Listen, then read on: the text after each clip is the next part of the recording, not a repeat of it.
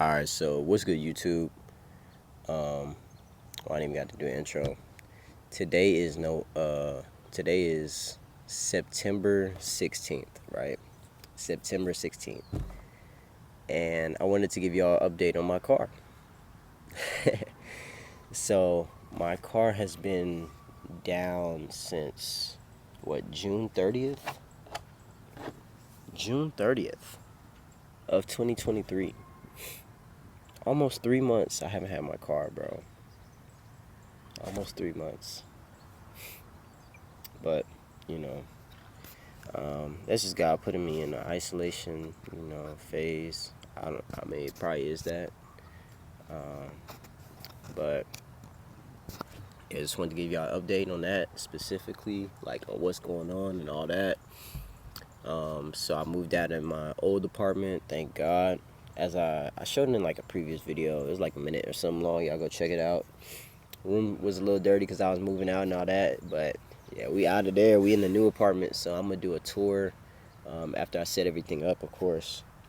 Man, these ants is going crazy. I ain't gonna lie, but I'm gonna make this video for y'all. Yeah, I'm making this video the same day as I made another video that's probably gonna be posted as well. It's like 9 a.m. now, and I'm still having like some sinus issues, so. But it's all good. I gotta create the content for y'all. You know what I'm saying? But yeah, my car's been in the shop since June 30th, and yeah, let me give y'all a quick like roundabout of what happened. Right. So June 30th happens, and that's where you see me in that white one-piece shirt. Right. Shout out to my boy Luffy, King of Pirates soon. But I was driving from Houston to San Antonio. Got to San Antonio, everything's good, so thank God I made it there. At my old apartment, Highview, and I'm just like chilling. I decided I need to go get some food before I study for this exam for heat transfer. And yeah, I go get some food, and my car just overheats. It overheats. The car overheats. And like an idiot, I drive to AutoZone. I drive slowly, but I drive there. And yeah, I try to fix the problem, which created more problems. So I got some flush stuff, which I talked about in the video. But yeah, I got some like I think it's called like K-Seal. K-Seal to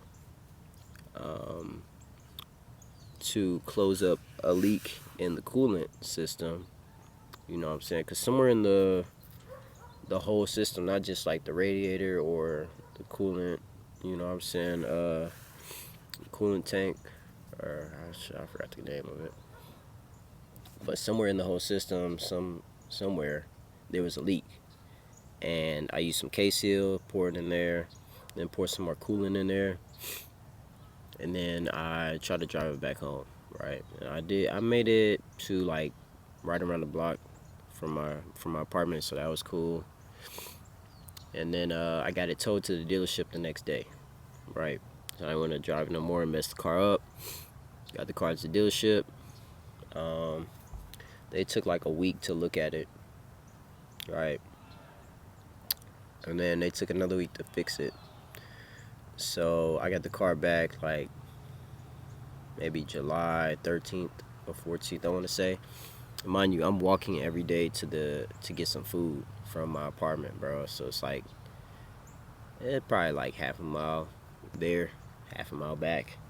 And I was already running every day and stuff like that, so I mean I wasn't tripping, but it is what it is. I get my car back like July 13th, 14th, and okay, I'm like cool. And I noticed before I pull off the lot that the car like has like it's like slow to shift gears, like from park to drive. So I'm like, all right, bro. Like I had the car going for so long.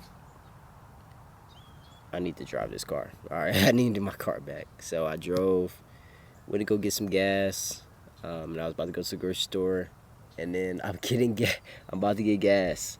Right, I'm in line at Sam's, and you know them lines be running long. I'm in line, and I go from park to drive, and the car just does not drive. It just revs up, and then I'm stuck there. So I pushed the car out of the way, like while it was, I think it was in park. Like I pushed the car while I was in park, I think, bro.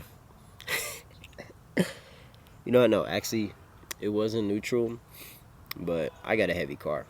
All right, them Chargers, bro. The 2012, the Chargers is old. I mean, the Chargers is heavy, bro. Like the car is like what 11 years old now. The thing is heavy, bro. Like heavier than your regular car, bro. Not even gonna cap. Um, yeah, I pushed the car out the way. Um, call a tow truck. Guy takes forever. Like I'm sitting in the car for like probably like 3 hours, bro. No bump. Like I'm sitting in the car for 3 hours in the heat, bro. And this is Texas, bro. So it's like 100-something degrees outside and all that. So I do that, and then yeah, what was after that? I hop in the car with the tow truck driver. He drives like half a mile, and then bro didn't strap the car up right, bro. So it hits the front of the tow truck, bro.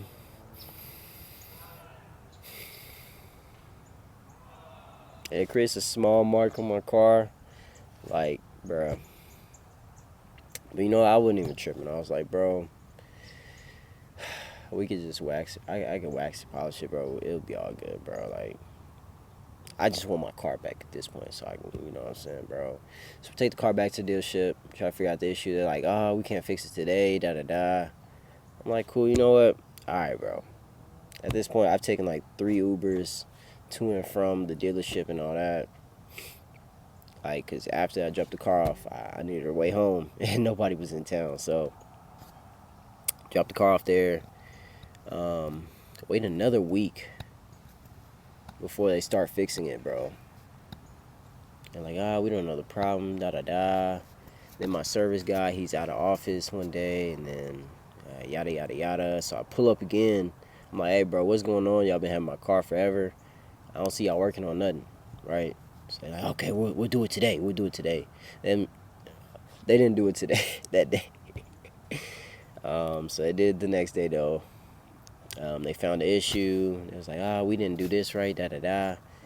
And I'm like, bro, y'all gonna charge me another band, bro?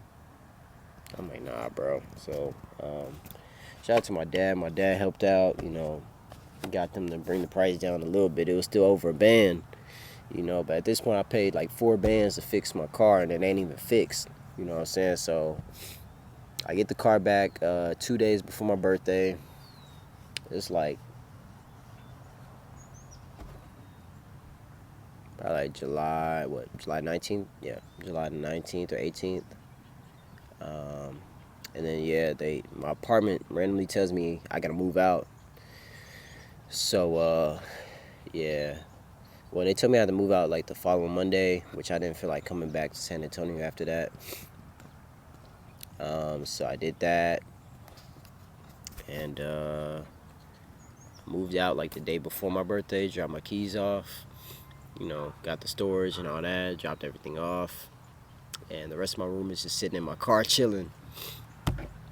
Drive back to Houston to make it to my auntie's birthday dinner, and get on the exit in Houston, and the car just stops accelerating. The car stops accelerating. So yeah, I just keep going.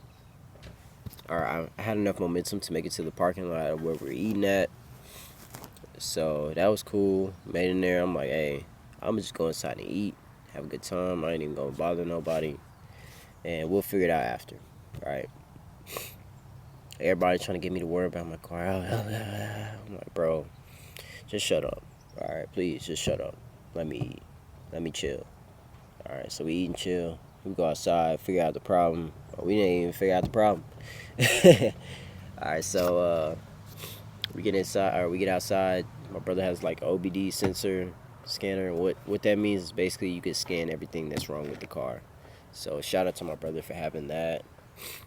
Shout out to him for a lot of things. He a real one. So you know, um, but yeah, we figured out that there was something wrong with the engine. So we get the car towed to the dealership that I normally go to in Houston.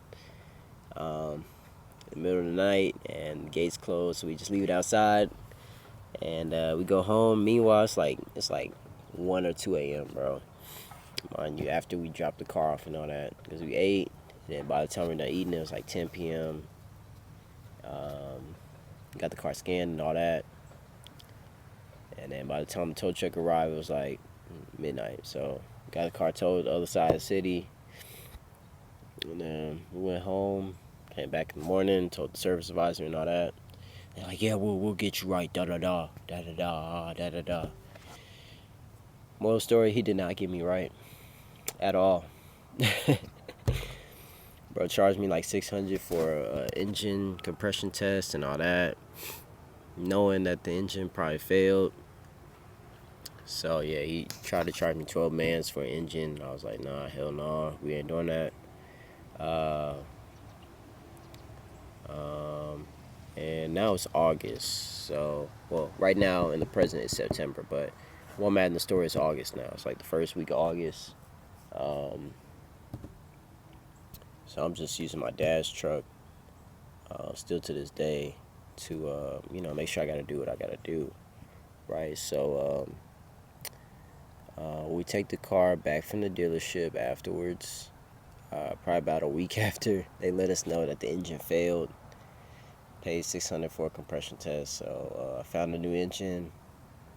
Bought it straight from the dealership. It was like 6 bands. So we paid about 9 bands at this point.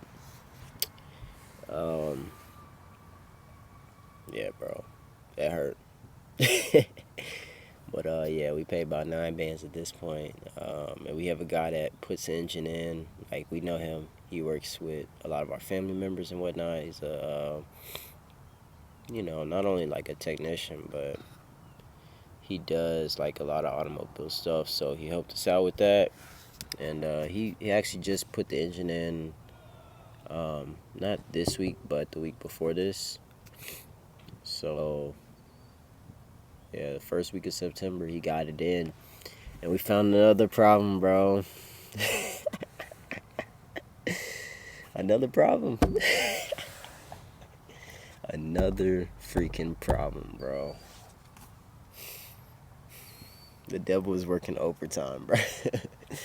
No, let me not say that, because, man, because God working overtime too. But yeah, bro, like, another problem. So we had to get a new engine control module, and basically that's like a computer for your car, and that's what you plug the OBD scanner into, that I mentioned earlier that my brother had. But in order for it to work properly, you need the computer to work properly, and the computer is not working properly. So my key did not like start the car. This is a push start.